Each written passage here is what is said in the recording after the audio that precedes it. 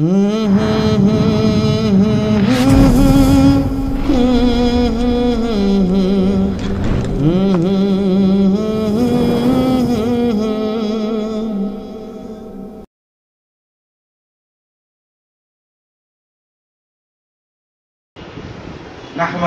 ونصلي على رسوله الكريم أما بعد أعوذ بالله من الشيطان الرجيم بسم الله الرحمن الرحيم يا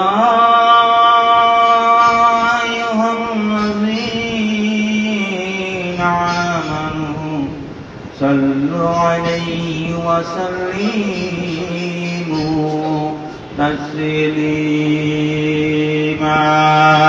اللهم صل على سيدنا مولانا محمد وعلى آل سيدنا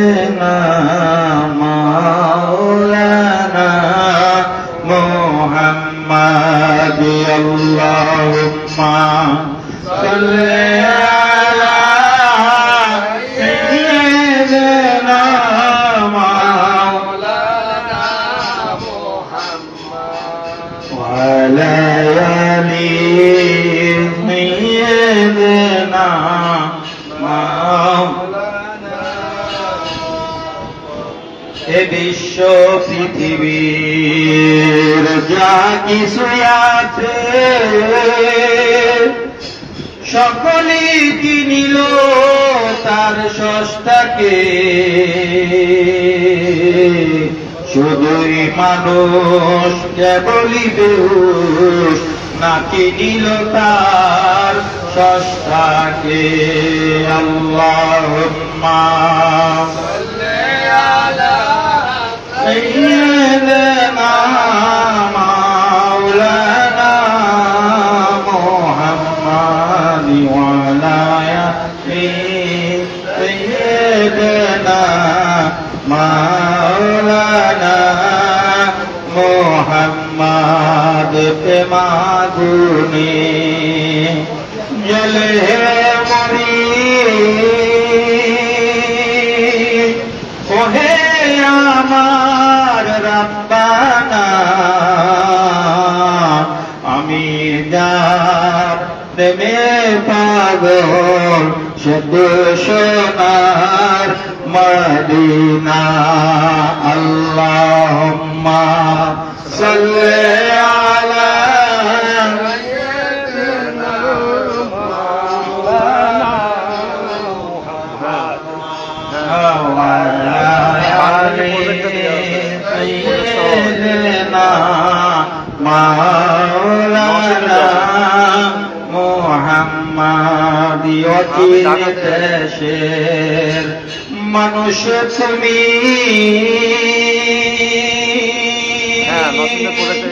এখন নাই তোমার মনেতে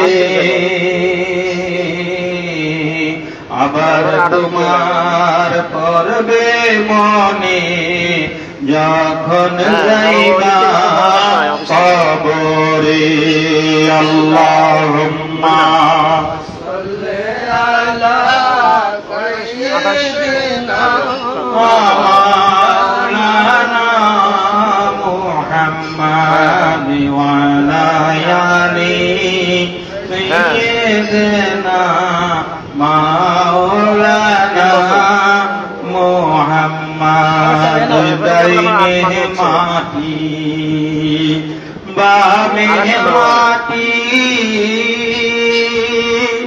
মাটির হবে বিছানা কবর হবে আসল বাড়ি জেনেও কি জানো না আল্লাহুম্মা সাল্লি আলা সাইয়্যিদিনা মাওলানা মুহাম্মদ وعلى آل سيدنا مولانا محمد لا إله إلا الله محمد رسول الله صلى الله عليه وسلم। সম্মানিত হাজিরিন, আল্লাহর আশিকিন জাকিরিন, আমার শ্রদ্ধেয় পীর ভাইয়েরা এবং যোগ্য আলেম ওলামারা, ছোট ছোট আদরের কচি মাসুম বাচ্চারা, আপনাদের সকলকে জানাই ইনালাকের পক্ষ থেকে আবারও সালাম, আসসালামু আলাইকুম ওয়া রাহমাতুল্লাহি ওয়া বারাকাতুহু।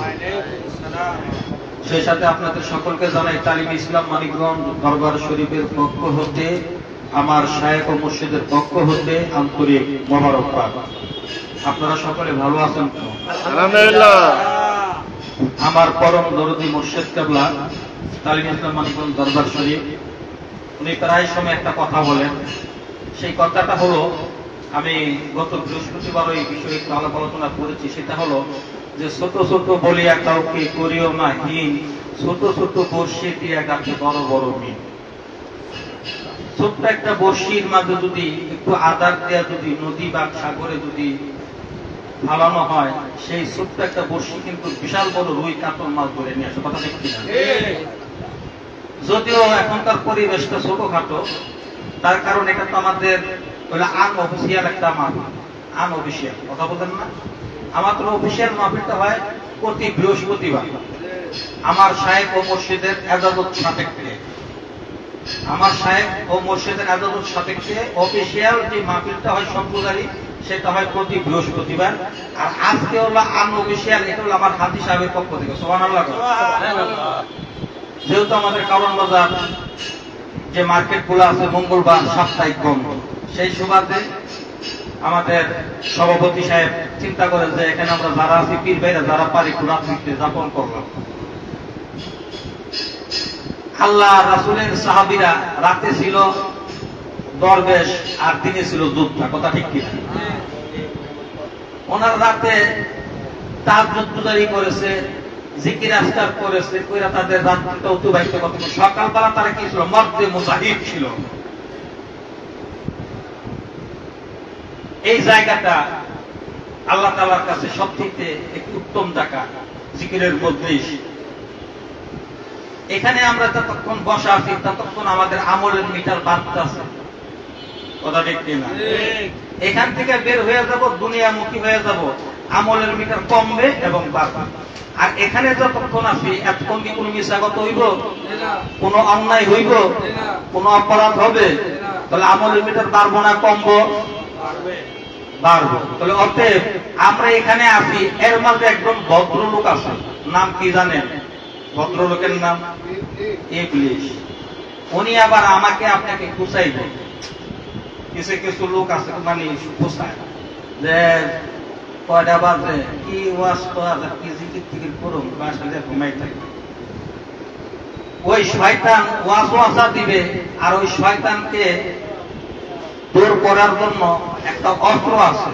সেই অস্ত্রটা কি? লিকুল্লি শাইইন সিকালাতুন ওয়া সিকালাতুল কলবি যিকরুল্লাহ।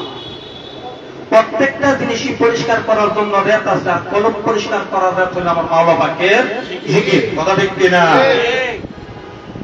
এখন জিকির আমরা করব, শয়তান হুমড়ি খায়া দৌড় দিব, দৌড় দিতে দিতে দিতে দিতে দিতে দিতে দিতে দিতে কই দিব? বঙ্গোপসাগর।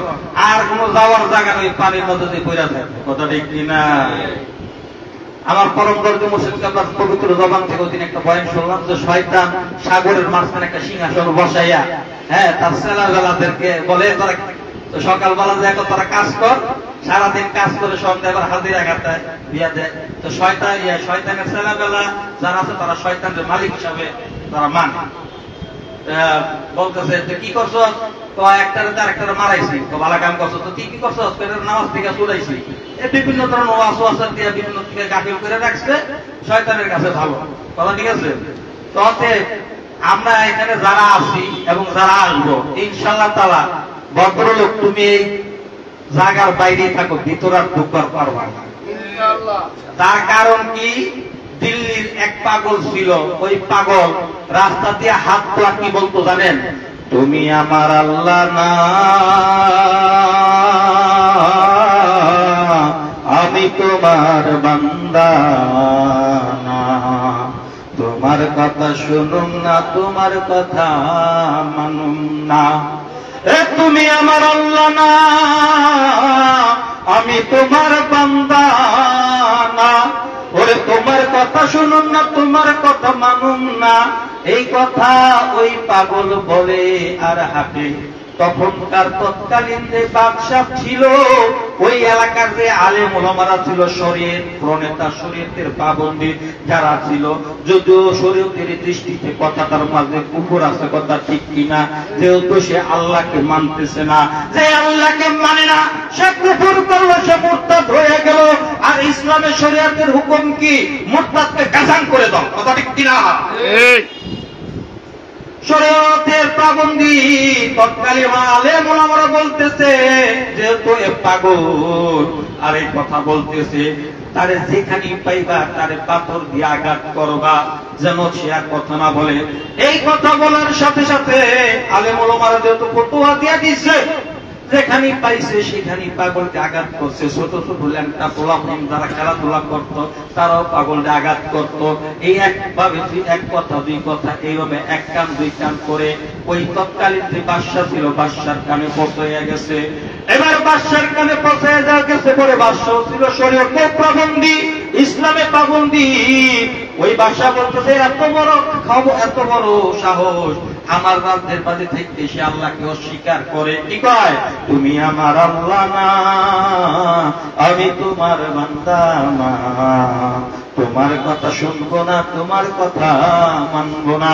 বাদশা এবার উজির নাজির সিপাহসালা যারা আসলো তাদেরকে বলছে, উজির নাজির সিপাহসালা তো কি, ওই পাগল রে আমার রাজ্যের যেখানেই পাইবা সেখান থেকে তারা ধরে নিয়ে আমার রাজ্যে না হাজির করো। যেই কথা সেই কাজ। রাজা কইছে দেরি করা যাইব। এবার দেখ উদ্দিন নাজির সেনাপতি ওই পাগলদের কি করছো, দইরা আলগি দেয়া রাজ দরবারে না ফেলাইতেছে। রাজা মশাই কি হাজির। ওই রাজা ছিল একজন আধ্যাত্মিক জগতের একজন তরিকতপন্থী মানুষ ছিল। সুবহানাল্লাহ। এই রাজা বলতেছে, রাজা তখন আনছে, আনার পরে এবার রাজা দেখতেছে ওই পাগল রাজার দিকে তাকাইছে, আবার রাজাও পাগলের দিকে তাকাইছে। তাকানোর পরে দুই চোখ কয় চোখ হইছে, 4 চোখ কয় হইছে, 1 হইছে, কথা ঠিক কিনা? এবার রাজা কি করছে, কি আমার দরবার থেকে তোমরা যারা আছো সবাই বিদায় হইয়া যাও, শুধু পাগল আর আমি থাকবো। সুবহানাল্লাহ। সুবহানাল্লাহ। এবার পাগল আর রাজা রইছে। এবার পাগল কইতাছে, রাজা এই পাগলা কি কর? আমি যা কই এক বলি তুমি খালি আমার খালি পাথর মারে, তুমি আবার মার বাটার বানা বড় না, আমি তোমার মারো না, তুমি কি করতো কৌশলটি শুনি। তখন ওই পাগল কইতাছে, আমি কই তুমি আমার আল্লাহ না, আমি তোমার বান্দা না, তোমার কথা শুনবো না, তোমার কথা মানবো না। এবার রাজা পাগলের দিকে তাকাইয়া বলে, পাগল রে, ও পাগল, তুমি এই কথাটা কেন বলো? এর হাকিকত কি আমার একটু বলো তো দেখি।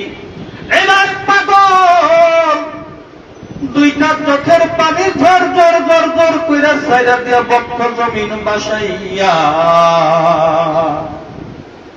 পাগল কয়, রাজা রে রাজা, আমি পাগল কেন এই কথা বলি আজ পর্যন্ত কেউ আমাকে জিজ্ঞেস করলো না। আমাকে জিজ্ঞেস না করে আমার উপরে ফতোয়া দিয়ে দিল, যেখানে পাবে সেখানে যেন পাথর দিয়ে আঘাত করে। রাজা, তুমি আমাকে এই কথাটা জিজ্ঞেস করলে, এই জন্যই বোধ হয় আমার মাওলা তোমারে রাজা বানাইছে। কন্যা সুবহানাল্লাহ। এবার রাজার দাস পাগল বলে, ও রাজা শুনো শুনো, আমি যখন মানিকগঞ্জ দরবার শরীফে দুয়ার মাহফিলে যাব, তখন আমার বিভিন্ন কাজকর্ম আইসা পড়ে। সারা মাসে কোনো কাজ থাকে না, মাহফিল আইসা পড়ছে, তখন কাজের চাপ বেড়ে যায়। তখন আমি আমার নফসরে বলি, আরে নফস, তুমি আমার আল্লাহ না, তোমার কথা শুনবো না, তোমার কথা মানব না, আমি দুয়ার মাহফিলে যাবই যাব। কন্যা সুবহানাল্লাহ। যখন আমার বিশ্ব ইজতেমা মাহফিল এসে পড়ে পটলের ময়দানে আমার শাইখের পক্ষ থেকে, তখন আমার নফস আমারে বলে, বাড়ির মাঝে সুন্দরী বউ, এই সুন্দরী বউ ধুইয়া এই শীতের রাত্রে আরামের ঘুম হারাম করে লেপ কম্বল ছাড়া ওই ময়দানে যায় ঘোরাঘুরি করবি, দরকার কি? বিশ্ব ইজতেমার মাঝে যে মাহফিল হয়, যে ওয়াজ, এটা তো লাইভই হয়, এই লাইভে সরাসরি দেখতে পারবি, কম্বলের নিচে থেকে লেপের তলে থেকে। এই শীতের রাত্রিতে মানিকগঞ্জে যাওয়ার দরকার নাই। তখন আমি আমার নফসকে বলি, নফস রে, তুমি আমার আল্লাহ না, আমি তোমার বান্দা না, তোমার কথা শুনবো না, তোমার কথা মানবো না। লা ইলাহা ইল্লাল্লাহ, জোরে লা ইলাহা ইল্লাল্লাহ, ও লা ইলাহা ইল্লাল্লাহ, ও লা ইলাহা ইল্লাল্লাহ, জোরে লা ইলাহা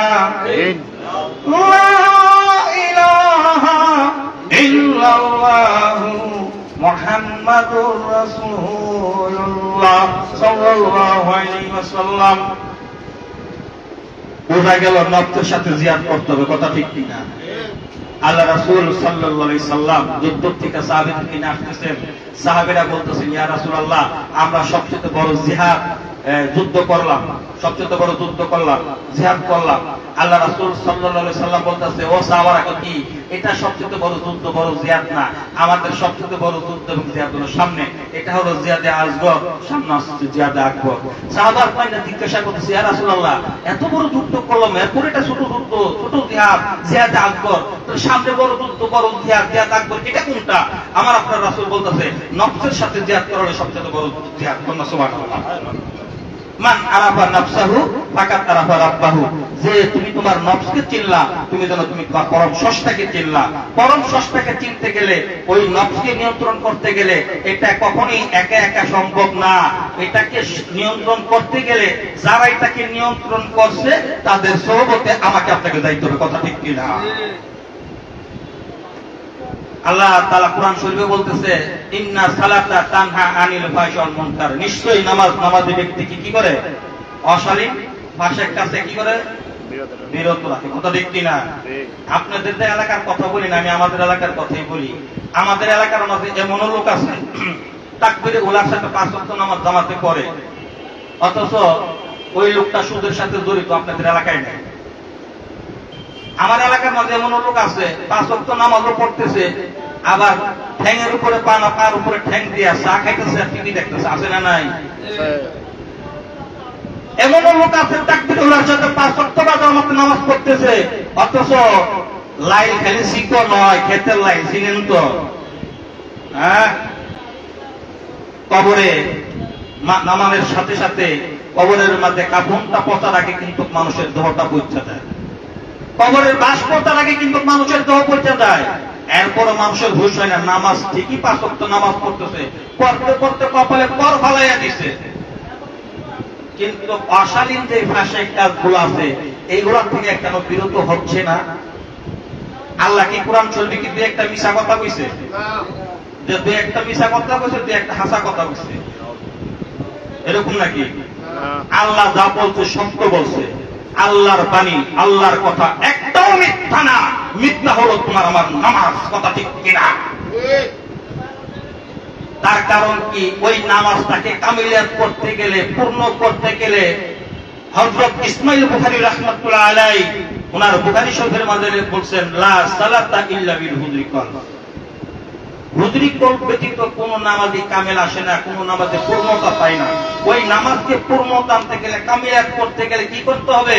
হুজরি কলবের সহিত নামাজ আদায় করতে হবে। এই হুজরি কলব সহিত কিভাবে আপনি আমি নামাজ আদায় করব? এটা তো কখনোই আমার আপনার পক্ষে একা একা সম্ভব না, কথা ঠিক কিনা? তার কারণ সরসরা শিখছি, এটা কি মার গর্ভে শিখাইছি না মাস্টারের কাছে গেছি? আলিফ বাতা পড়ছি কি মার গর্ভের থেকে শিখাইছি না মক্তবে গেছি? আজকে আপনি এক রং মিস্ত্রি, আরেকজনে কাঠ মিস্ত্রি, আরেকজনে এই গাড়ির ডেন্টিং মিস্ত্রি, পেন্টিং মিস্ত্রি, আছে না নাই? এক একজন এক এক কাজে দক্ষতা নিয়ে আজকে তার কর্মময় জীবনটা সে অতিবাহিত করতেছে কর্মের মাঝ দিয়ে। এই কর্মগুলা কি আপনি নিজে নিজে শিখছেন, না মার গর্ভে শিক্ষা আসছেন, না কোন ওস্তাদ আছে? হুজুরি কর সহিত নামাজ আপনি কিভাবে আদায় করবেন? এই আদায় করতে গেলে যাদের হুজুরি কর হইছে তাদের নিকটে আমাকে আপনাকে যাইতে হবে। কথা ঠিক কিনা?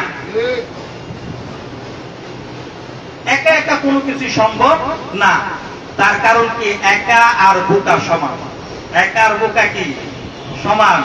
অতএব একা একা কখনই কোনো কিছু হাসিল করা সম্ভব না। এই জন্যই তালিম ইসলাম মানিকগঞ্জ দরবার শরীফ আমার পরম দরদি মুর্শিদ কেবলা ডাক দিয়েছেন ডিসেম্বরের 24, 25, 26, 2025 সালে ওই পটলের পূর্ব চত্বরে এলমে শরীয়ত, এলমে তরিকত, এলমে হাকিকত ও এলমে মারিফতের বিশ্ব ইজতেমা জানা, মানা এবং বোঝা। কন্যা সুবহানাল্লাহ। আজকে ওই বিশ্ব ইজতেমা শুধু মুসলমানদের জন্য না, ওই বিশ্ব ইজতেমা শুধু হুজুরদের জন্য না, ওই বিশ্ব ইজতেমা শুধু মুরিদদের জন্য না, ওই বিশ্ব ইজতেমা হলো জাতি, ধর্ম, বর্ণ নির্বিশেষে। কথা ঠিক কিনা? ওখানে আপনি আমাদের বিশ্ব ইজতেমায় যাবেন, আমার শায়েখ অন্য অন্য ধর্ম অবলম্বী যারা আছে তাদের জন্য বসার সুব্যবস্থা করে দিচ্ছে। সুবহানাল্লাহ। সুবহানাল্লাহ। বিভিন্ন মতবাদের মানুষদের জন্য বসার সুব্যবস্থা আলাদা করে দিচ্ছে। আলেম ওলামাদেরকে বসার জন্য আলাদা সুব্যবস্থা করে দিচ্ছে। আমাদের মতো আমরা আছি তাদেরকে বসার জন্য সুব্যবস্থা করে দিচ্ছে। তার কারণ কি? আল্লাহ কি শুধু মুসলমানদের না সবার? আল্লাহ রাসূল সাল্লাল্লাহু আলাইহি সাল্লাম কি শুধু মুসলমানদের নবী না সবার? যদি মুসলমানদের নবী হইতে তাহলে কি করত? রাহমাতুল লিল মুসলিমিন। কথা ঠিক না? যদি মুসলমানদের যদি নবী হইতো শুধু রাহমাতুল লিল মুসলিমিন, অর্থাৎ কি উনি মুসলমানদের জন্য নবী না, উনি হলেন রাহমাতুল লিল আলামিন, সমগ্র বিশ্ববাসীর জন্য উনি রহমত। কন্যা সুবহানাল্লাহ। কোরআন শুধু মুসলমানরা শুনবে, মুসলমানরাই বুঝবে আর মুসলমানরাই মানবে তা না। এই কোরআন সমগ্র মানুষদের জন্য। এই কোরআন শুনবে, জানবে, মানবে, বুঝবে। কন্যা সুবহানাল্লাহ। আজকে তারই ধারাবাহিকতায় আমার পরম দরদি মুর্শিদ কেবলা, আপনারা জানেন 25 থেকে 30 হাজার হিন্দু লোক আমার শাইখের সোহবতে আয়েশা আস্তে আস্তে তারা এখন মুসলমান হয়ে গেছে। সুবহানাল্লাহ। সুবহানাল্লাহ। কথা ঠিক কিনা? আল্লাহ রাসূল সাল্লাল্লাহু আলাইহি সাল্লামের দরবারে এক ইহুদি যায় বলতেছে, ইয়া রাসূলুল্লাহ, আমার মা দ্বিতীয় বিবাহ বসছে, আমার বাবা ইন্তেকালের পরে আমার চাচার কাছে। ইয়া রাসূলুল্লাহ, ইয়া রাসূলুল্লাহ, শুনেছি আপনি দয়ার সাগর, মায়ার সাগর, আপনার কাছে মায়ার অভাব নাই, দয়ার অভাব নাই, ভালোবাসার অভাব নাই। আমার মা জনম দুঃখিনী, আমাকে সেভাবে আদর লালন পালন করতে পার না, যেহেতু আমার ঘরে সৎ বাবা। ইয়া রাসূলুল্লাহ, আমি ভালোবাসার জন্য, ভালোবাসা পাবার জন্য শুনেছি মুহাম্মদ বিন আব্দুল্লাহ, তার কাছে ভালোবাসার অভাব নাই, এই জন্য আমি আপনার কাছে একটু ভালোবাসার জন্য আসছি। সুবহানাল্লাহ। সুবহানাল্লাহ। এবার আল্লাহ রাসূল সাল্লাল্লাহু আলাইহি সাল্লাম বলতেছে, ও সাহাবারা কি তো তার জিম্মা কে নিবা, তার খেদমত কে করবা? এবার সাহাবীদের মাঝ থেকে পুরো একজন সাহাবী তার জিম্মায় নিয়ে গেলেন, তার খেদমত করবেন। বলল যে ঠিক আছে, তুমি মসজিদে নববীতে থাকবা, আসবা, কোনো সমস্যা নাই। আল্লাহ রাসূল কি কইছে যে আমার কাছে ভালোবাসা পাইতে লাগে মুসলমান হইতে হবে? শর্ত দিছে নাকি? শর্ত দিছে? কোন শর্ত নাই। আসো, বসো, জানো, মানো, বুঝো। এবার কিছুদিন অতিবাহিত হয়ে যায়, একদিন যায়, 2 দিন যায়, 3 দিন যায়, এভাবে কিছুদিন অতিবাহিত হওয়ার পরে ওই ইহুদি বালকটা বলতেছে উপস্থিত মজলিসের মাঝে, মসজিদে নববীর মাঝে, ইয়া রাসূলুল্লাহ, কি আমাকে পড়াইয়া দেন না সেই মধুর কালিমা লা ইলাহা ইল্লাল্লাহু মুহাম্মাদুর রাসূলুল্লাহ সাল্লাল্লাহু আলাইহি ওয়াসাল্লাম। অন্য ধর্মাবলম্বী যারা আছে তাদেরকে বসার সুব্যবস্থা করে দিচ্ছে আমার শায়েখ। তাদের প্রতি ভালোবাসা নিবেদন করতেছেন।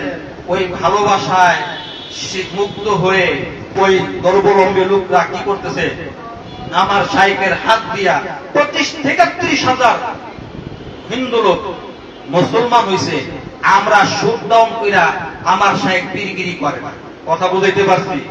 শুট ডাউন করে আমার পীর সাহেব কোন পীরগিরি, তালিম ইসলাম মানিকগঞ্জ দরবার শরীফের পীর অন্তত পক্ষে শুট ডাউন করে পীরগিরি করে না। আমাদের কথা হয়তো কোনো পত্রিকায় আসে না, ইলেকট্রিক মিডিয়ায় হয়তো প্রচার হয় না, আমরা তো প্রচার করবারও চাই না। তার কারণ কি, কিছু কিছু জিনিস সিক্রেট হিসাবে আমরা গোপন রাখি। সুবহানাল্লাহ। কত মানুষ, কত অসহায় মানুষ আছে, তাদের প্রতি আমার মুর্শিদ কেবলার এই হাতটা, সাহায্যের হাতটা বাড়াই দিছে। কত মানুষ, এই ভুরি ভুরি প্রমাণ আছে। অনেকেই মনে করে মানিকগঞ্জ পীর সাহেব হুজুরের দিতে আছে, খালি দিকি দেখেন, নিজের দেয় এটা তার দেখেন না। কথা ঠিক না? আসলে কথা হলো কি, দূরের থেকে অনেক কিছুই ভাবা যায়, কিন্তু আসলে দূরের থেকে যাহা দেখি তাহা সত্য দেখি না। তার কারণ কি, চোখ অনেক সময় কি দেখে, ভুল দেখে। কথা ঠিক না? এই যে পৃথিবীর দীক্ষা 13 লক্ষ গুণ বড় হইল সূর্য। কথা ঠিক না? কয় লক্ষ গুণ? দেহিকের মতো, বলের মতো, বৃত্ত আকার, একটা ফুটবলের মতো। কথা ঠিক না? আসলে কি এটা কি বল আকার, বৃত্ত আকার না? এটা পৃথিবীর থেকে কয় গুণ বড়? 13 লক্ষ গুণ বড়। দেখি একটা বলের মতো। তাহলে দেখেন, দেখি বলের মতো, আসলে এটা বলের মতো না, পৃথিবীর থেকে 13 লক্ষ গুণ বড়। তাহলে চোখ কি ভুল থাকলো না সঠিক থাকলো? আপনাদের দেশে কানি কোনে বিঘা কয় জানি না, ধরেন 3-4 কানি, 3-4 বিঘা ক্ষেতের পর একটা মানুষ আইতাছে 6 ফুট 7 ফুট 6 ফুট উঁচা একটা মানুষ। হ্যাঁ দেন কি এতটুকু? কথা দিতে দূরের থেকে দেখা যাবে আসলে করে এতটুক না 6 ফুট? দাঁড়াইলে আপনার থেকে আমার থেকে লম্বা। দেখি শুরু করে চোখ কি সঠিক দেখলো? চোখ সঠিক দেখলো না। তার কারণ এই জাহিরি চোখ অনেক সময় ভুল দেখে, কিন্তু আরেকটা চোখ আছে যেটাকে বলা হয় অন্তরের চোখ, এইটা কখনোই ভুল দেখে না। এই অন্তরের চক্ষু ফুটাইতে গেলে, এই অন্তরের চক্ষু ফুটাইতে গেলে যারা অন্তরের চক্ষু ফুটাইছে তাদের সোহবতে আমাকে আপনাকে যাইতে হবে। কথা ঠিক না? মানিকগঞ্জ দরবার শরীফে গেলে কি দেয়? সুবহানাল্লাহ, আলহামদুলিল্লাহ, আল্লাহু আকবার, লা ইলাহা ইল্লাল্লাহ। না কোন পীর সাহেবের নাম দেয়? কোন পীরের নাম দেয়? কোন পীর সাহেবের জিকির আছে না? আল্লাহর জিকির। আল্লাহর জিকির কোরআনের মাঝে শ্রেষ্ঠ জিকির কোনটা? এই চারটা কথাই তো নাকি? সুবহানাল্লাহ, আলহামদুলিল্লাহ, লা ইলাহা ইল্লাল্লাহ, আল্লাহু আকবার নাকি? এই চার কথাই তো শ্রেষ্ঠ জিকির। তাহলে এই চারটা কথাকে কিভাবে কোন নিয়মে করবেন, এই নিয়মটা শুধু আপনাকে বাতাইয়ে দিচ্ছে তালিম ইসলাম মানিকগঞ্জ দরবার শরীফের শাইখ ও মুর্শিদ। আমার শাইখ ও মুর্শিদ বলে, তুমি সকাল সন্ধ্যা জিকির করো, জিকির করো, জিকির কামাই দিবা না। 7 দিন নলে 21 দিন নলে 41 দিন কোন না কোন কারবার একটা ঘটবো। যদি না ঘটে তুমি আমার সামনে বসো, যদি এরপরে যদি না ঘটে, এরপরে তোমার যা মন চায় তুমি আমার তাই। তার কারণ কি, আল্লাহর কালাম কিন্তু মিথ্যা না। আপনি আকাশের মাঝে, আমরা গান বাজাই কি বাজাই না? আমরা এখন রাস্তাতে হাঁটতে বিভিন্ন স্পিকারের দোকান আছে, গান চলে, চলে না? আচ্ছা, বাতাসের মাঝে গান বাইসে বেড়ায় কি বেড়ায় না? এক সময় দাদা দুর্গেবলা মারফতের ব্যর্থতার মাঝে লেখা যে বাতাসের মাঝে ছবি বাইসে বেড়ায়, গান বাইসে বেড়ায়, কথা বাইসে বেড়ায়। আজ থেকে 1400 বছর আগে আল্লাহ রাসূল সাল্লাল্লাহু আলাইহি সাল্লাম তাকে ঘাড়ে করে পানি আনতে বলছে, সেই কথা আজও কিন্তু বাতাসে ভেসে বেড়াইতে। কথা ঠিক কিনা? এখন গান বাইসে বেড়ায়, এই কথাটা এক সময় অনেকে বিশ্বাস করে না। তখন বিজ্ঞান আবিষ্কার করলো রেডিও। কি আবিষ্কার করলো? রেডিও। তখন কি করলো? ইথারের মাঝে কথা বাইসা বেড়ায়, গান বাইসা বেড়ায়, সেটা রেডিও যন্ত্র ধরলো। সেটা আমরা রেডিওর মধ্যে আমরা অনেক সময় গান টান, কবিতা টবিতা, খবর টবর শুনছি কি শুনছি না। এক সময় ডিক্লার দিল কি, বাতাসের মাঝে ছবি বাইসা বেড়ায়। তখন মানুষ বিশ্বাস করলো না। তখন কি আবিষ্কার হলো? টেলিভিশন। টেলিভিশন যখন আবিষ্কার হলো তখন বলল না, কথা ঠিকই আছে। টেলিভিশনের মাঝে এই যে নাচানাচি হইতাছে, কত কিছু হইতাছে, এগুলা টেলিভিশন যন্ত্র ধরতে পারে। কথা ঠিক কিনা? তাহলে আপনি মনে করেন টেলিভিশনের থেকে, রেডিওর থেকে যে আপনার ভিতরে যে একটা জিনিস আছে কলম, ওই যন্ত্রটা কি তার থেকে শক্তিশালী কম না বেশি? তাহলে এই কলমের মাঝে বাতাসে যা যা শুধু বাইসা বেড়ার তা না, আমার পরম দর্দি মুর্শিদ কাবলা বলছে, যাহা আছে এই বিশ্ব ব্রহ্মাণ্ডে তাহা আছে এই মানব বান্ধে, যাহা নাই এই বিশ্ব ব্রহ্মাণ্ডে তাহা আছে এই মানব বান্ধে, আদমের কলবে শাহী এলাহির বারামখানা, মানুষ কেন যায় না সেনা। সুবহানাল্লাহ। যা আছে তাও এই মানব বান্ধের মাঝে আছে, যা নাই তাও এই মানব বান্ধের মাঝে আছে। এখন এই বান্ডটা কোন জায়গায়? এটার একটা মেমোরি কার্ড আপনি বলেন, স্টোরেজ বলেন, যাই কিছু বলেন, ওইটা হলো আপনার কলব মেমোরি কার্ড। সুবহানাল্লাহ। এই কলবটাকে যখন আপনি উজ্জীবিত করবেন তখন আস্তে আস্তে সমস্ত কিছু দেখতে পারবেন। আজ থেকে 20 বছর আগে আমি একটা বয়ান শুনছিলাম আমাদের সৌদি ইমাম সাহেব হুজুরের জবান থেকে, যে আপনি পুষ্করিতে একটা দাও নিয়া গাছের ডাল কাটতে গেলে, কথা খুব ক্লিয়ার, মনোযোগ, গভীর মনোযোগ, গাছ পুকুরের পর অনেক সময় গাছ থাকে না, ওই গাছের ডাল আপনি কাটতে গেলেন, হয়তো ভাইজানের মতো করে পারো না, আমি আমার মধ্যে কি দেখবি বলতাম দিতে পারে, গাছের ডাল কাটতে গেলেন, হাতের দিকে সে দাওটা ছুটে গেছে, কোন ক্রম সুইটা যায় পুকুরের মাঝে পানির মধ্যে পড়ে গেছে। এখন যেখানে পড়ছে সেখানে কি আপনি হাতেরই পাইবেন? দাও পড়ে সেখানে পাইবেন না। কিছুদিন পর সেটা আপনার ওই যে পুকুর সেচলো, সেচার পরে আপনি দেখলেন যে দাওড়া বিছলেন, দাওড়া পড়ছিল কিনারে যাইয়া এখন পাইছেন যে মাঝখানে প্যাকেট নিচে, কয়েক আট প্যাকেট নিচে যে পাইছেন। এটা কি প্যাকেট নিচে আপনি ফলাইছেন? পড়ছিল কোথায়? পানিতে। পানিতে কইরা তল দশে যাইয়া এটা যে কোথায় যে মাঝখানে যায়, এটা কি করলো? প্যাকেট করে যা করে রয়েছে। এরপরে বিস্টেট পাইলেন, আপরে কি করলেন? এটা ভিআইপি আইন না, পয়েন্ট পরিষ্কার কইরা আবার রান্না টান্না কি দাঁত টুট দিয়া আবার ব্যবহার করলেন। সুবহানাল্লাহ। অতএব এই কলব চলিয়া যখন আল্লাহ পক্ষ থেকে, যখন মাতৃ গর্ভ থেকে যখন আমি আপনি দুনিয়াতে আসছি, তখন এটা স্বচ্ছ একটা পবিত্র একটা আইনা ছিল, কথা ঠিক কিনা? এই দুনিয়ার মোহমায়া জালের মাঝে আমি আপনি আটকে যখন দুনিয়াদারিতে যখন লিপ্ত হয়ে গেলাম, হাসা মিশা কথা কইয়া বিভিন্ন অপরাধ সংগঠিত কাজের মধ্যে লিপ্ত হইয়া, তখন আমি আপনার এগুলো যখন করতেছি, হাদিস শরীফে আসছে, মানুষ যখন বান্দা যখন কোনো গুনাহ করে তখন তার ওই কলব নামক আইনের মধ্যে একটা করে কালো দাগ করে, আবার যখন একটা গুনাহ করে তখন আবার একটা কালো দাগ করে, আবার যখন একটা গুনাহ করে তখন আবার একটা কালো দাগ করে। এইভাবে কালো দাগ করতে করতে করতে করতে তার ওই যে স্বচ্ছ যে পরিষ্কার যে আয়নাটা ছিল, সেই আয়নার মাঝে আর ময়লা দেখা যায় না। এখন এই আয়নাকে, এই কালো দাগকে পরিষ্কার করতে গেলে আপনি কি করবেন? 1 কেজি ডিটারজেন্ট পাউডার যদি খাইয়ালাম কলব পরিষ্কার, কথা দেখতি না? তাহলে 1 কেজি কেরাসিন, আলমের পচা সাবান কাম হইব না। আল্লাহ কইতেছে না কাম হইব না, তো হাদিস শরীফে বলতেছে লিকুল্লি শাইইন সিকালাতুন ওয়া সিকালাতুল কলবি যিকরুল্লাহ। প্রত্যেকটা জিনিসই পরিষ্কার করার রেত আছে, আর কলব পরিষ্কার করার রেত হলো মাওলা পাকের জিকির। কান্না সুবহানাল্লাহ। এই জিকির আমরা সকাল সন্ধ্যা আমার শাইখের পক্ষ থেকে যে হুকুম আসছে, বিল গুতুবি ওয়াল আসর, এটা আল্লাহর কথা, আমার আপনার শাইখ বাতিয়ে দিছে, এই জিকিরটা আমরা সকাল সন্ধ্যা করতে পারবো ইনশাআল্লাহ তাআলা। কলব জাগ্রত করতে গেলে, চিন্তা করতে গেলে জিকিরের দরকার। আপনি জিকির করবেন, আপনার কলব জিন্দা হবে, জিকির করবেন, আপনার কলব মুর্দা হবে।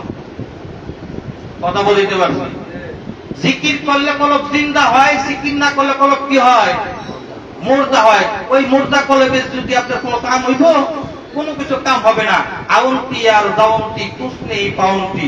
এর জন্য আসেন আপনি পীরের কথা হুকুম আকামের মাঝে থাকবেন, পীরকে মহব্বত করবেন, ভালোবাসবেন। তার কারণ আমরা আল্লাহকে দেখি নাই, যে আল্লাহ দেখতে কেমন, রাসূলকে দেখি নাই, রাসূল দেখতে কেমন। তার কারণ আজকে আল্লাহর পরিচয়, রাসূলের পরিচয় পাইছি কার মাধ্যম দিয়া? আমার আপনার দরদি মুর্শিদ কাবলার মাধ্যম। কথা ঠিক কিনা? হযরত নিজামউদ্দিন আউলিয়া দিল্লির নাম শুনছেন না? ওনার একজন খাস ভক্ত এবং খাদেম খলিফা কে ছিল বলতে পারেন? হযরত আমির খসরু রাহমাতুল্লাহ আলাইহি।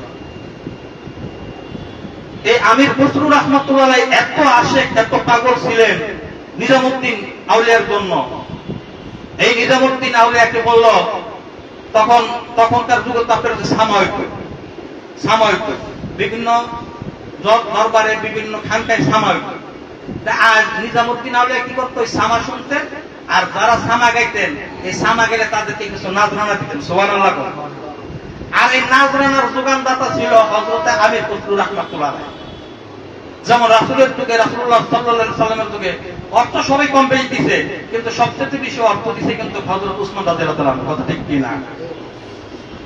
নাজরানা দিতেন কে? আমির খসরু। কাকে দিতেন? পীরকে দিতেন। বস্তা বইরা বইরা দিতেন। আমির খসরু দিয়া হযরত নিজামুদ্দিন আউলিয়া যার ভালো লাগতো, পছন্দ হতো, তারই সেই নাজরানা বিলি করতেন। ঘটনাক্রমে কোন একদিন কোন এক কারণবশত আমির খসরু তার এক ব্যবসায়িক কাজে সে কোন এক জায়গায় যাবে। যাওয়ার আগে হযরত নিজামুদ্দিন আউলিয়ারে ওনার শাইখের কদমে এক বস্তা টাকা দেয়া গেছে। কখন লাগে বলা তো যায় না, দিয়া গেছে। দিয়া যাওয়ার পর উনি ওনার ব্যবসায়িক কাজে চলে গেছে। ওই দিন আবার ওনার সামা জলসা বসলো। উনি সামা শুন না কি করলেন, যা নাজরানা ছিল সব দিয়ে দিতে দিতে দিতে দিতে যখন বস্তা খালি হয়ে গেছে, তখন নিজামুদ্দিন বলতেছে, এই সামা বন্ধ করো, এখন আমি ক্লান্ত হয়ে গেছি, আমি যেমন একটু বিশ্রাম নেব। এখন নাজরানা নাই তো দিব কি? তো উনি ওনার হুজরাখানায় চলে গেছে। হুজরাখানা যাবো গা, এমন সময় এক পাগল এসে বলতেছে, তো হুজুর কি দাঁড়ান, তো কথা আছে কি? হুজুর আমি তো অনেক দূরের থেকে অনেক কষ্ট করে আসছি আপনাকে একটা সামা শোনানোর জন্য। এখন হযরত নিজামুদ্দিন আউলিয়া বলতেছে, বাবা রে, আমার তো আসলে শরীর তো বেশি ভালো লাগতেছে না, আর সামাও শুনতে আমার এখন মন চাইতেছে না, তার কারণ আমার কাছে নাজরানা নাই। কথা বলছেন না? এখন আর দেখবেন পাকিস্তানের মধ্যে বিভিন্ন জায়গায় যে সামা টামা যখন গায়, দেখবেন যে নাজরানা খালি দিতেছে।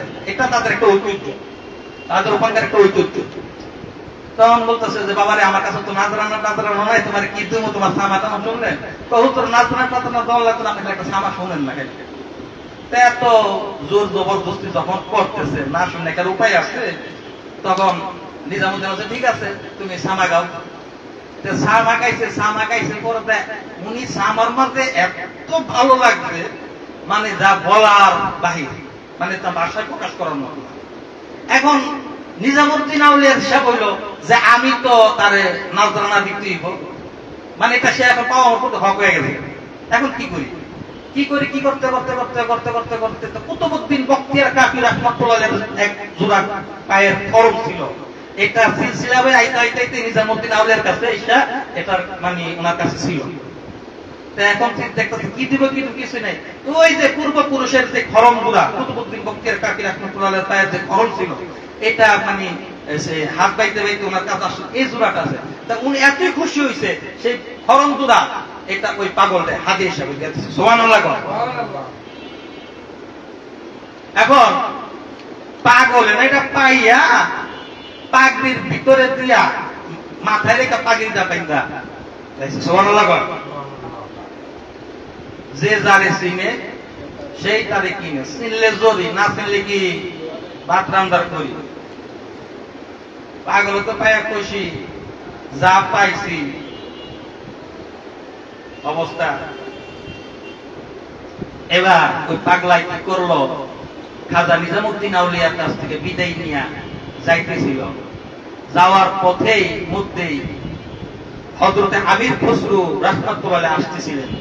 পথের মধ্যেই দেখা হয়ে গেল এই পাগলের সাথে আর হইলো আমির খসরুর সাথে। দুজন মানে একজন ওভারটেক করলো, মানে একজনে যাইতেছে একজন আইতেছে, কিন্তু আমির খসরুর নাকের মাঝে হযরত নিজামুদ্দিন আউলিয়ার ঘ্রাণ লাগা শুরু করে দিল। সুবহানাল্লাহ।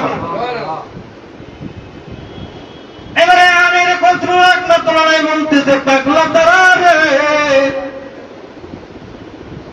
কই যাস? আমি নিজামুদ্দিন আউলিয়ার দরবারে গেছিলাম, ওনার সাথে ওনার একটা সামা গাওয়ায় এখন আমি আমার উদ্দেশ্যে বাড়িতে রওনা দিছি। পাগলা রে, তোর মাঝে আমার নিজামুদ্দিন আউলিয়ার গন্ধ পাওয়া যায়, ঘটনাটা কি? আমি গেছি বড় দামি জোর করে একটা সামা শোনাইছি, তোমার কাছে নাজরানা দেওয়ার মতো কোনো কিছুই ছিল না। পরিশেষে উনি আমাকে এক জোড়া খরম হাদিয়া দিয়েছে। খরমটা দেখি, এবার খরম দেখছে, এবার খরম দেখতে এই খরম তো হুজুর একমাত্র তার পার্সোনাল যে খাবেন তারে দেওয়ার কথা ছিল। এই খরম জোড়া পাগলারে উনি দিয়া দিল। তার আশিকের কোন হিসাব নিকাশ আছে? আশিকের ভক্তির কাছে মাসুক স্থির হইয়া থাকতে পারে না, তখন আশিক মাসুকের কাছে যা চায় তাই দিয়া দেয়। আল্লাহ সুবহানাহু ওয়া তাআলা। উনি তো ওই সামা শূন্য ফানা হয়ে গেছিল, কথা ঠিক কিনা? তখন তো ওনার কি দুনিয়ার কোন হিতায় জ্ঞান ছিল? তো দিয়া দিচ্ছে। এবার আমির খুসরু চিন্তা করলো, এই ফরম জোড়া তো যেভাবে উদ্ধার করতে হবে আমার, পাগলা তো কি এই ফরম জোড়া তো 5,000 টাকা নয় না, 5,000 টাকাটা খরম দিয়ে দেবো। এই খরম আমি পাবো, এটা কিন্তু নাকি মাথায় খারাপ নাকি? তা আমি বুঝতে বলতে ঠিক আছে, 5,000 যখন হইব না দফা দফা করি 10,000 কাম হইব না, কোন 20,000 কাম হইব না, 30, 40, 50 কাম হইব না। এই পাগলা কি আমার রাজ্যে আমার যে সম্পত্তি আছে এই সম্পত্তির অর্ধেক তোমার দিয়ে দেবো, খরম করে দাও, কাম হইব না। এবার আমির খুসরু তোর কাম হইব না আর আমিও তোর ছাড়ুম না, আমার সম্পত্তি যা আছে সহায় সম্পত্তি সমস্ত কিছু তোরে দিয়ে দেবো, তবে ফরম ধরে আমার দাও। এবার পাগলা এটা কি মুখে মুখে না কাগজে কলমে? তুমি যেমনে কো তাইলে রেডি করো, কাগজ কলম আইন না। আমির খুসরুর সম্পত্তি যা কিছু ছিল স্থাবর অস্থাবর সমস্ত কিছু লেখা ওই ফরম ধরা নিয়ে বুকের মাঝে নিয়ে গেছে। সুবহানাল্লাহ।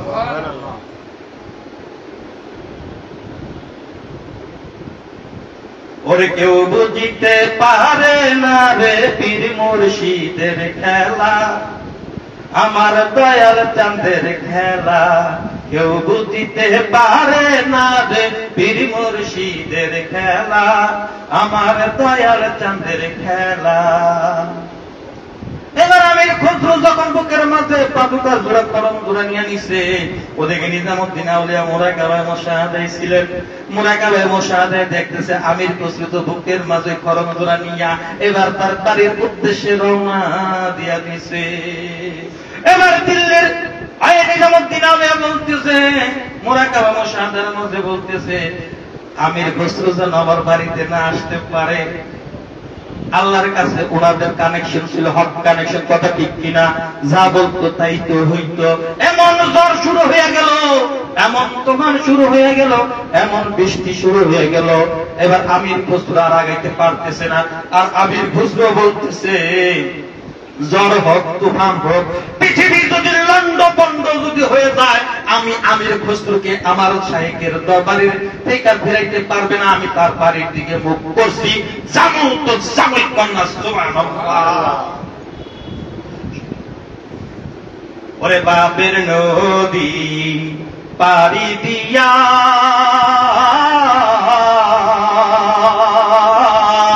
ওরে মুর্শিদ উঠলাম রে তোর বাড়ি গিয়া।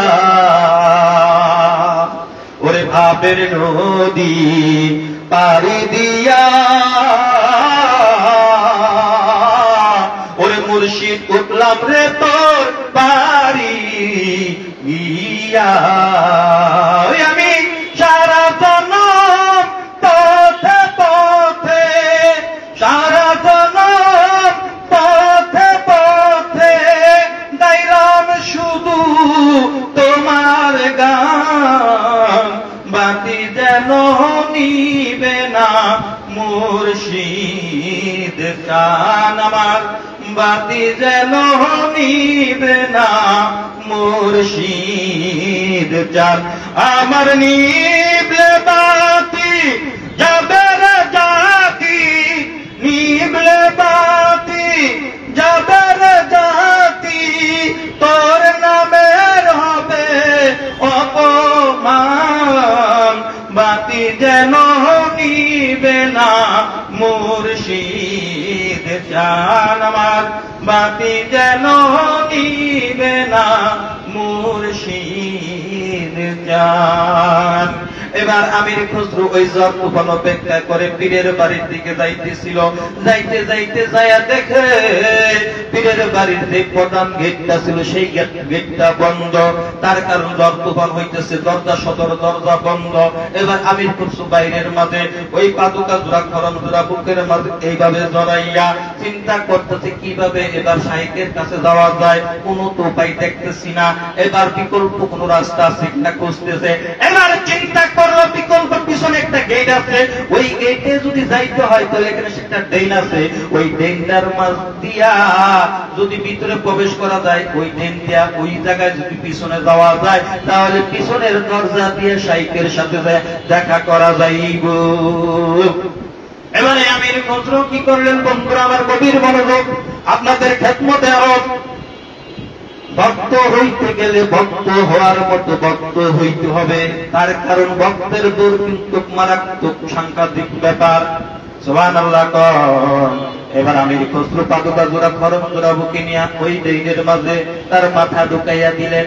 মাথা ঢুকে এবার যাইতেছিলেন, যাইতে যাইতে যাইতে যাইতে এই পর্যন্ত বুক সমান পর্যন্ত পানি হয়ে গেছে, আর যাইতে পারে না।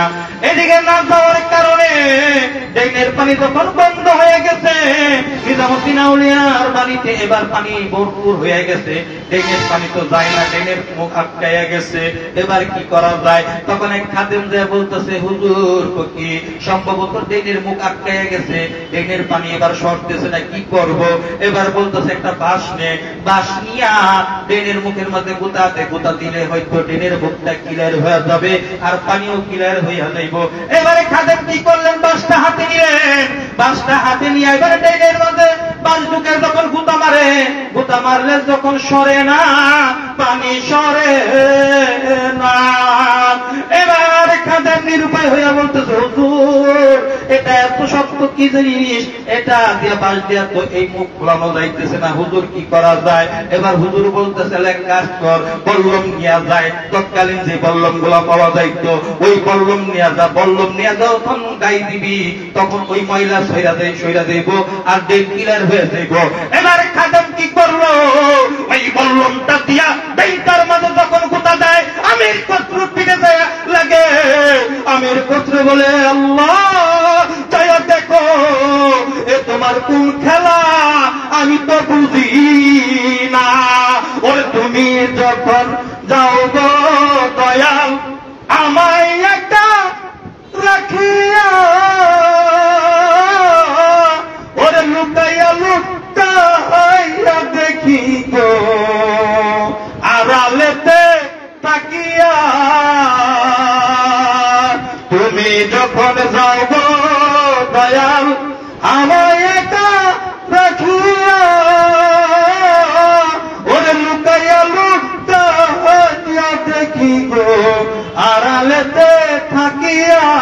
ওরে তোমার লীলা খেলা দেখে রে আমির খসরুর জীবনের হার মানাই দয়াল, আমির খসরুর জীবনের হার মানাই। তুমি আসো বলে দয়াল, বড়ই প্রমাণ রইল সে। আমির খসরু এবার কান্দার মাওলার কাছে ফরিয়াদ করে, মাওলা তোমার এই কোন খেলায় আমারে ফালাইলা, কোন পরীক্ষায় ফালাইলা। এবার যখন খাদেম যখন এক গাই দেয় কাজ হয় না, আর একটু জোরে গাই দেয়। এবার মানুষের শরীরে গাই দিলে রক্ত বের হয় কি হয় না? বল্লমের সাথে রক্ত আসে কি আসে না? আসে। এবার থেকে ব্যাপার কি, এটার মধ্যে রক্ত ব্যাপারটা কি? হুজুর কি বল্লম দিয়ে গাই দিলাম, বল্লমের আগের মতো রক্ত আসে। এবার নিজামুদ্দিন কয়, রাখ রাখ, হয়তো কোন জীবজন্তু এখানে আটক হয়ে গেছে, আর গাই দিস না। বৃষ্টিটা কমলে ড্রেনের মুখটা খুলল, জন্তুরা বাইর, বৃষ্টি কমে গেল, সমস্ত মানুষ জড়ো হইল। এবার দেখা যায় ড্রেনের মুখ খুলো, দুইটা পাও দেখা যায়। দুইটা পাও দেখা যাওয়ার পরে যখন বাইর করে দেখে এ তো আর কেউ নয়, এলো আমির খসরু। তার জীবনটা তার মুর্শিদের চরণের জন্য লুটাইয়া বিলাইয়া দিছে। এবার সবাই কান্দে, বুকের মাঝে পাদুকা ছোড়া ছিল। এবার হযরত নিজামুদ্দিন আউলিয়া বলতেছে, তারে গোসল দাও, তারে কাফন করো, আমি নিজামুদ্দিন তার নামাজের ইমামতি করবো। কন্যা সুবহানাল্লাহ। আমি আমার হুজরাতে গেলাম, একটু বিশ্রাম নেই, তোমরা তার প্রস্তুত করো, তৈরি করো। এবার নিজামুদ্দিন আউলিয়া তার হুজরার মাঝে যে দরজা খান লাগাইয়া দিয়ে একটা চাদর দেয়া উনি তার মাথা থেকে পা পর্যন্ত ডাইকে শুয়ে রইলেন। বন্ধুরা আমার ইতিহাস আপনারা জানেন, আমার থেকে ভালো জানেন। বন্ধুরা আমার, হযরতে আমির খসরু রাহমাতুল্লাহ আলাইহি যখন সমস্ত কিছু কমপ্লিট হয়ে গেল, এবার তার অন্যান্য খাদেমদের যা বলতেছে, হুজুর দরজা খুলেন। আমির খসরু কমপ্লিট করে ফেলেছি, তার জানাজা দিবেন আপনি। আবার নক করে হুজুর দরজা খুলেন, ভিতর থেকে কোনো আওয়াজ নাই। আবার যখন বলে হুজুর দরজা খুলেন, ভিতর থেকে কোনো আওয়াজ নাই। এখন তার খাদেমরা তাদের ভিতরে একটু ওলট পালট প্রশ্ন চলছে, ঘটনা কি, হুজুরের দরজা খুলতেছে না কেন? এবার দরজাটা কোনোভাবে খোলার পরে যাইয়া দেখে হুজুরের মাথা থেকে পা পর্যন্ত চাদরে ঢাকা। এবার খাদেমরা কি করলো? হুজুরকে আবার যে দেখতে, হুজুর আপনি উঠেন, আমির খসরুর জানাজা দিবেন না। হুজুর কোন উত্তর দেয় না, আবার ডাকতে, হুজুর উঠেন, আমির খসরুর জানাজা দিবেন না। আবার ডাকতে, হুজুর উঠেন, আমির খসরুর জানাজা দিবেন না। সারা না পাওয়ার পরে খাদেম কি করে হুজুরের মুখ থেকে ওই কাপড়টা সরায় দেখে এখানে নিজামুদ্দিন আউলিয়া নেই, এখানে হলো আমির খসরু শুইয়া রইছে। কন্যা সুবহানাল্লাহ। এবারে খাদেম দেখো ব্যাপার কি, ঘটনা কি, এখানে আমির খসরু আসলো কি কইরা রে? এবার খাদেমটা কি করলো? আর দেরি না করে এবার আমির খসরুর ক্লাসের কাছে চলে গেল। এবার কাফনের কাপড় সরিয়ে দেখে ওখানে আমির খসরু নাই, ওখানে হলেন নিজামুদ্দিন আউলিয়া। ওরে কেউ বুঝিতে পারে না রে পীর মুর্শিদের খেলা, আমার দয়াল চাঁদের খেলা। কেউ বুঝিতে পারে না রে পীর মুর্শিদের খেলা, ওরে দয়াল চাঁদের খেলা। ওরে আমা বৈশা রাইতে মুর্শিদ দেখাই চাঁদের আলো, ওরে কত কুষার নৌকা দিয়া মুর্শিদ সাগর পাড়ি দিল। দয়াল যারে ইচ্ছা তারে দিয়া মিলাই তহিদের মেলা, দয়াল যারে ইচ্ছা তারে দিয়া উড়াই তহিদের নিশানা। কেউ বুঝিতে পারে না রে পীর মুর্শিদের খেলা, আমার দয়াল চাঁদের খেলা। সুবহানাল্লাহ। ওরকম বক্তা হওয়ার দরকার আছে না নাই? না মুখে মুখে। এই জন্য তো তারা জান্নাতে বলছে, সব দিয়ে সব বুঝে নিতে কয়জন পারে ধরণীতে, মুখে মুখে মাওলা পাওয়া কোনো কালে হবে না রে। সব দিয়ে সব বুঝে নিতে কয়জন পারে ধরণীতে, মুখে মুখে যতই পীর জপেন আর যতই আল্লাহ আল্লাহ জপেন কোন কাজ হবে না, যে পর্যন্ত না পীরের প্রতি আপনার মহব্বত, আপনার মন দিয়ে পর্যন্ত রুজু না। আত্মসমর্পণ করছি, করার মতো করছি, কথা ঠিক কিনা? না কিছু করছি কিছু করি নাই? হ্যাঁ করছি তো করছি, মরছি তো মরছি। মরা মানুষের তো স্বাদ আহ্লাদ কি? মরা মানুষের কোন স্বাদ আছে, কোন আহ্লাদ আছে? ওই আমির খসরুর মতো আসে হইতে। আমার মুর্শিদ কাবলা বলছে, আমি ডাক দিব, পদ্মা পাড়ি দিবেন, সাঁতার না জানেন পাড়ি কি হইব, কথা ঠিক কিনা? পিঁপড়ার নিয়ে গল্প মাঝে মাঝে মুর্শিদ কাবলা বলে শুনেন না? পিঁপড়ার নিয়ে পিঁপড়ায় ভালোবাসে, পিঁপড়া নিয়ে তুমি আমার এত ভালোবাসো, তার প্রমাণ দাও। কি প্রমাণ? ওই পদ্মা পাড়ি দাও। পিঁপড়া কয় আমি তো হাতার জানি না, তুমি যখন কইছো ভালোবাসো প্রমাণ দিতে হইব। তাহলে ঠিক আছে দেই। হাতার জানে না, পদ্মা দিতে পারে পিঁপড়া। পিঁপড়ায় হাতার জানে না, পদ্মা পাড়ি দিছে। পিঁপড়া কি বাঁচবো না মরবো? মরছে। পিঁপড়ার শরীর সমাধি হয়ে গেছে, তার ভালোবাসা যে সেটা সে প্রমাণ করে দিয়ে গেছে। কন্যা সুবহানাল্লাহ। আমায় তুমি গ্রহণ করো, তোমার মতো করে কেমন করে আসবো আমি এমন অন্ধকারে। গভীর রাতে যখন জাগো আমার কাছে কেমন লাগো, টের পান না তো কোনো কিছু। হিসাব করতে অনেক কিছু আছে। গভীর রাতে যখন জায়গা থাকেন তার কাছে কেমন লাগে সেই জানে। তার কারণ কি? আল্লাহ প্রথম আসমান থেকে তার কুদরতি পাউদের জমিনে হাঁটে আর দেখে তার কোন বান্দা তার জন্য রাত্রি জাগরণ করতেছে, তার কাছে ভিক্ষা মাগি চাচ্ছে, ভিক্ষা চাচ্ছে। সুবহানাল্লাহ। আল্লাহ তখন তার সামনে কুদরতি ভাবে আসে, বলে বান্দা তোর কি দরকার, তুই লইয়া যা। ওই যে কইলাম আশেকের ভক্তির কাছে মাসুক স্থির থাকতে পারে না, তখন আশেক যা চায় মাসুক তাই দেয়। আমার আপনার মাসুক হলো কে? আল্লাহ। কথা ঠিক কিনা? গভীর রাত্রে 12টার পরে একটু জিকির করে যখন আল্লাহর কাছে যখন হাত উঠে যখন মোনাজাত দিবেন, তখন আল্লাহ তাআলা আপনার কাছে, আল্লাহ বলে আমার কুদরত এত গরিব হয়ে যায়, এত গরিব হয়ে যায়, এত গরিব হয়ে যায় যে বান্দা তুই যা চাস তার আরো দিতে মন চায়। আল্লাহর কাছে চাওয়ার দরকার আছে না নাই? আল্লাহর কাছে চাইতে গেলে কিভাবে চাইবেন, ওই চাওয়ার পদ্ধতিটা আপনার জানা দরকার আছে না নাই? আছে। জানতে গেলেই তো মানতে হইব, আর জানতে গেলে তো শুনতে হইব। এই শোনার জন্যই একটি আহ্বান আমার মুর্শিদ করছে ডিসেম্বরের 24, 25, 26, 2025 ওই মানিকগঞ্জ পূর্ব চত্বরে পটলের ময়দানে এলমে শরীয়ত, এলমে তরিকত, এলমে হাকিকত ও এলমে মারিফতের বিশ্ব ইজতেমা। এই বিশ্ব ইজতেমা আমরা যাব এবং অন্যদেরকে নিয়ে যাবো। কথা ঠিক কিনা? আমার এই আলাপ আলোচনা লাইভের মাধ্যমে চলতেছে। আমার যে ভাই সকল আপনারা যারা লাইভের মাঝে আছেন, আমার বয়ান শুনতেছেন, অবশ্যই আপনারা যেখান থেকে আছেন, আমরা যেন সকলের জন্য মসজিদের একজন খাঁটি সৈনিক হইতে পারি। আলহামদুলিল্লাহ। আল্লাহ তাআলা যেন মসজিদের খাঁটি সৈনিক হিসেবে আমাদের কবুল আর মঞ্জুর সকল বলে আমিন। মসজিদের কাছে না যাওয়া পর্যন্ত আপনি রাসূলের কাছে যাইতে পারবেন না, আর রাসূলের কাছে না যাওয়া পর্যন্ত আপনি আল্লাহ পর্যন্ত পৌঁছতে পারবেন না। এখানে ভাইজান বসা আছে, আমি তারপর আলাপ আলোচনা একটু দীর্ঘায়িত করে ফেলেছি, আমার ভুল ত্রুটি হয়ে গেছে। আমি আপনাদের সকলের নিকট মাপ চাই। আসসালামু আলাইকুম ওয়া রাহমাতুল্লাহি ওয়া বারাকাতুহু।